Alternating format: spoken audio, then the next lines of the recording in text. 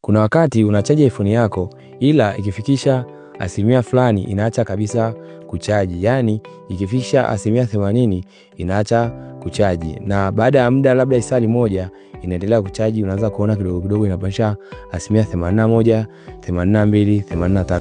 Sababu ya kwanza ni hali ya hewa. Kama kutakuwa kuna hali ya joto, simu yako itaacha kuchaji. Kwani iPhone yako itadetect kama kuna joto sana na itaacha kuchaji mpaka joto litakapopungua, then itaendelea kuchaji. Na inafanya hivyo kulinda afya ya betri la iPhone yako. Na sababu ya pili, kama utakuwa unatumia iPhone yako wakati unachaji, kitu ambacho kinapelekea simu yako kupata joto zaidi na kuacha kuchaji. Na sababu ya tatu, kama utakuwa umeseti charge limit ambayo inapatikana kwenye settings za betri, hapo utakutana na kitu kinachoitwa optimization battery charging. Kama utakuwa umechagua labda asilimia 80 au 85 au 90 au 95 ikifika iache kuchaji, basi itakapofikia hicho kiwango itaacha kuchaji kabisa. Kama utakuwa umejifunza, sawa kulike, kusave na kushare kwa yule mtu ambaye unampenda na unatamani simu yake isiweze kuharibika.